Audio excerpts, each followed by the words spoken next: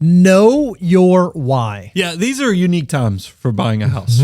And I want people to know we like home ownership, but I don't want you to feel like you have to have home ownership to build your great, big, beautiful tomorrow. Yeah, I think so many people tell you, you have to be a homeowner, have to be a homeowner, have to be a homeowner. It's just not true. It is indeed possible to build financial security, to build to financial independence, even if you're just a renter. I mean, we even see a lot of our clients who opt to not be homeowners as they enter into retirement, as they enter into financial independence, because it gives flexibility. So don't let someone else tell you you have to buy a home in order to be able to move forward in your financial journey. Yeah, I think if you want to know, because it fits in perfectly with know your why, this has to go beyond just the finances. That's This is like your life is going to benefit from actually home ownership. And what I mean by this is if you want to set up roots in a community in a certain way. Now, look, I've actually had a lot of people who've written comments that should say, hey, you can rent and actually be in a community and set roots as well. But we just make sure that it's those elements beyond finances that make it into your decision matrix. And when you're thinking about the why, it doesn't need to just be the why for today. When it comes to buying a home, this should be a long-term decision. So when you make the decision to make this huge purchase, you ought to have the idea or the mindset that I'm going to be here for at least 5 to 7 years so that I can make this giant financial decision make sense. If it's something where you have a shorter time frame than that, home ownership might not be for you. So let's jump into tip number 2. Let's say you have decided, you've gone through and you say, yes, this is what I need in my life is to buy a home. We got to start building that team early. That's right. And you want to think about, okay, if I have a good team in place, again, you have to wrap your head around the idea. For most people, buying a home is the single most expensive thing that you will ever do. It's the largest thing you'll ever spend money on. So you want to make sure you have experts in your corner helping you navigate that well. So when we talk about building a good team, here's some of the professionals we're talking about. A real estate agent, maybe a mortgage lender, a good inspector. You need to know what title company you're going to use. And then obviously you're going to need to be able to insure this asset. So you're going to need an insurance agent as well. Now look, I just added this up. We've got real estate agent, mortgage lender, inspector, title company, insurance agent. This is like a basketball It's a basketball team. This thing, we have stacked it in. So let's go ahead and make something that seems complicated as easy as possible. Let's start with, and I'm going to mix up all the analogies because we just did basketball team, but I'm going to say what we need is a quarterback here. That's we right. need somebody that's going to wrangle this all together, and that starts with a really good real estate agent. That's exactly right. You need a great quarterback on your basketball team. You heard it here first on the Money Guy Shows. Let's talk about how you find that person. How do you find a really good real estate agent? Well, first let's talk about what you should not do.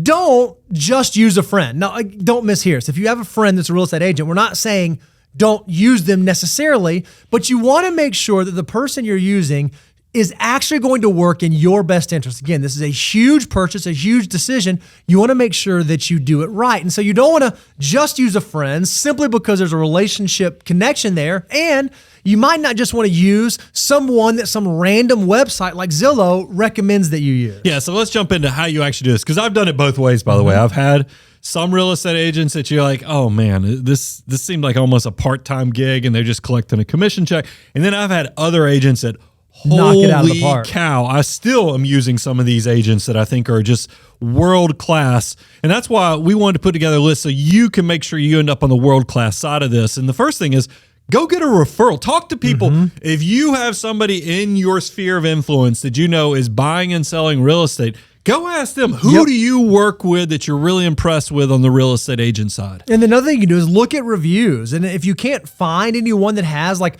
positive experiences, they might just be starting out. And again, that's not necessarily a bad thing, but if there's no review of the person that you're working with and you have no feedback about why you should select this person, you might just want to think through the decision before committing to go forward with them. And then see what they've actually sold recently. Here's a stat that kind of blew my mind, but it makes sense when you think about it. 70% of real estate agents sold 5 or fewer homes in 2025. That's wild. So that means that there's a lot of people who are more of hobby's not the right word, but it definitely does not look like gig. They're not doing a lot of transactions. So this is something you need to find out. And by the way, it's not wrong to ask, tell me how many transactions you're doing in a year so you can use that as part of your assessment process. So then, as you think through this, here are some things we want you to look for when it comes to selecting a really good agent. The very first thing is they're not a salesman. You don't want someone who cares more about the close, who cares more about the transaction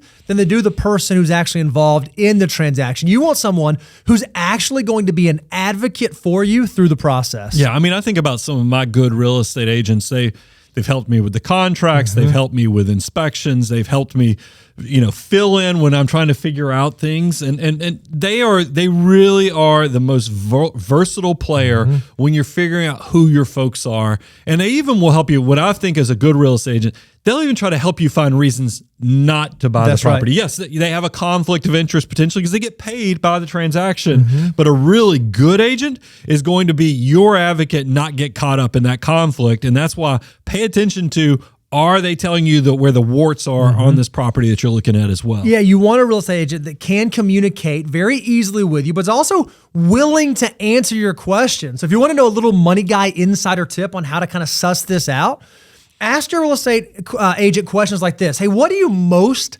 dislike about this property? Or, hey, I want you to give me one reason why I should not buy this property. And if they give you some very softball answer like, oh, the driveway's long, when there might be other underlying issues like, oh man, the roof looks worn, or there's mold in the basement, or something like that, they may not be looking out for your best interest. So make sure you ask good questions, and make sure when you ask those good questions, the agent is able to give you really good answers. Now, I think this is going to be a big shortcut. Once you figure out that you've got a good real estate agent, remember how we had a list of 5 people you had to have in your corner helping you out?